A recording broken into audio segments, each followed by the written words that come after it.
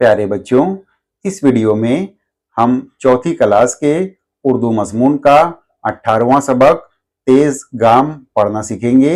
आपको उर्दू पढ़ना सिखाने के लिए इस तरह की वीडियो बनाई जाती है ताकि आप हमारे साथ साथ पढ़कर उर्दू पढ़ने की अच्छी प्रैक्टिस करें। इसलिए अगर आपने अभी तक हमारे चैनल को सब्सक्राइब नहीं किया है तो जल्दी से सब्सक्राइब कर लें ताकि हर आने वाली वीडियो आपको मिलती रहे। तो चलिए हम वीडियो शुरू करते हैं। 18वां सबक 18वां सबक तेज गाम। तेज गाम। आज चारुम जमात के बच्चे सैर के लिए आए थे। बस्ती से दूर एक पहाड़ी के दामन में उन्होंने डेरा डाल दिया। पास ही एक झरना भी बहता था जो आगे जाकर एक छोटी सी नदी बन जाता था। नदी के दोनों किनारों पर दूर तक घने दरख्तों के झुंड थे। बच्चे अपना अपना टिफिन भी साथ लाए थे। दोपहर में दरख्तों की छांव में बैठकर उन्होंने मिल बांट कर खाना खाया। फिर पास के झरने से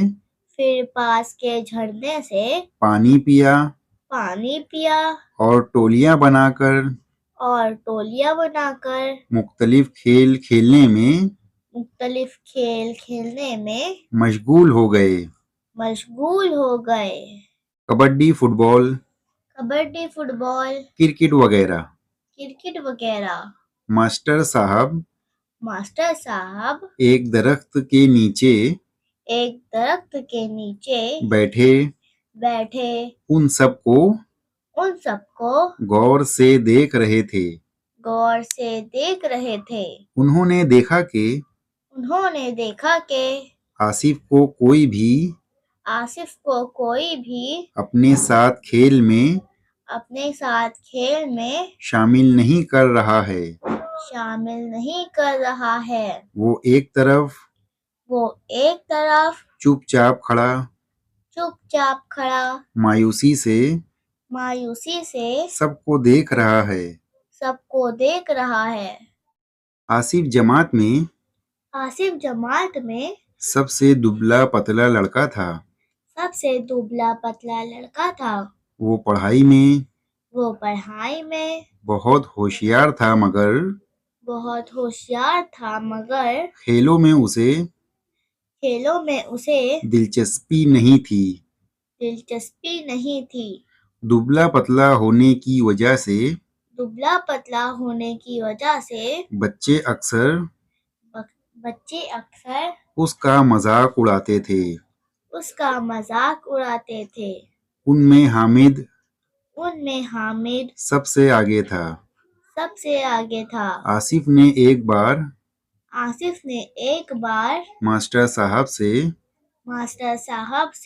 हामिद की शिकायत भी की। मास्टर साहब ने हामिद को समझाया कि कमजोरों को सताना नहीं चाहिए। हामिद ने मास्टर साहब से वादा तो कर लिया कि आसिफ को नहीं सताएगा। मगर वो अपने वादे पर कायम ना रहा। जब भी मौका मिलता वो आसिफ को छेड़ने से बाज ना आता। हामिद की तरह हामिद की तरह दूसरे बच्चे भी आसिफ को छेड़ने लगे थे। इसी छेड़छाड़ की वजह से आसिफ सब बच्चों से अलग थलग रहने लगा। मास्टर साहब ने सोचा आखिर क्या किया जाए कि आसिफ भी दूसरे बच्चों के साथ हिल मिल कर खेलने कूदने लगे और उसके साथ ही उसे छेड़ने से बाज आ जाएं। बैठे बैठे उन्हें एक तरकीब सूझी।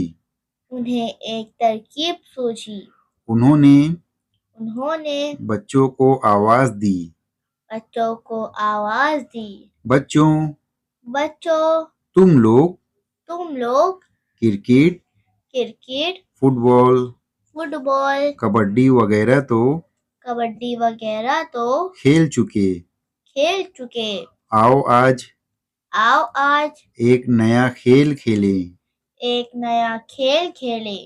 नए खेल के नाम पर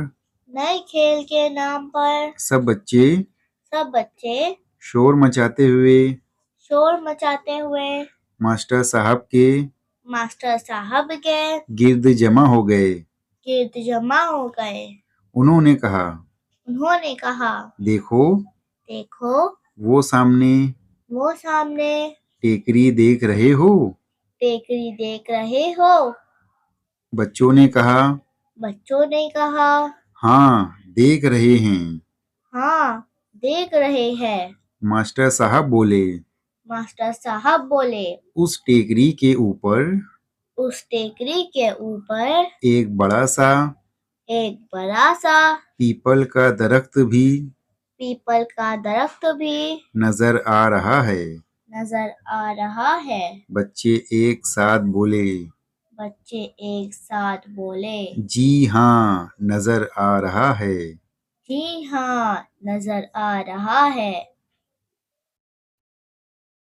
तो सुनो जो बच्चा सबसे पहले टेकरी पर चढ़कर उस पीपल के नीचे से एक पत्ता उठाकर लाएगा वो हमारी जमात का तेज गाम लड़का कहलाएगा। एक बच्चे ने पूछा तेज गाम यानी क्या? मास्टर साहब बोले तेज गाम यानी तेज चलने या तेज दौड़ने वाला। ये सुनते ही सब बच्चे जोश में आ गए और फौरन मुकाबले के लिए तैयार हो गए। मास्टर साहब ने सब बच्चों को एक कतार में खड़ा किया और कहा मैं जूं ही सीटी बजाऊं तुम लोग दौड़ना शुरू कर देना। बच्चों ने जल्दी गर्दन हिलाई। मास्टर साहब ने देखा आसिफ भी सब बच्चों के साथ कतार में दौड़ने के लिए तैयार खड़ा है और बहुत खुश है।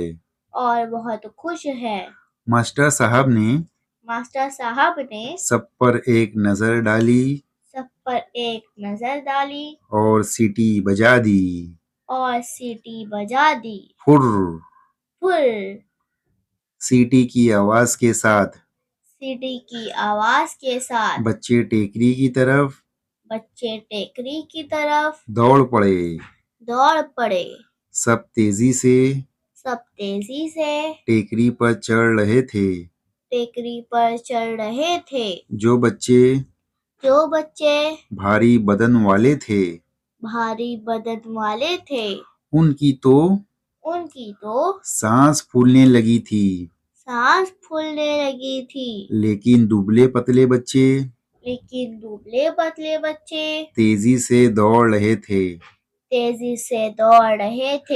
उनमें आसिफ सबसे आगे था। हामिद तो आधी टेकरी चढ़कर ही हाँफने लग गया। मास्टर साहब दिलचस्पी से सबको देख रहे थे। आखिर वही हुआ जो उन्होंने सोचा था। आसिफ सबसे पहले टेकरी पर पहुंच गया। उसके साथ दो तीन बच्चे और भी थे।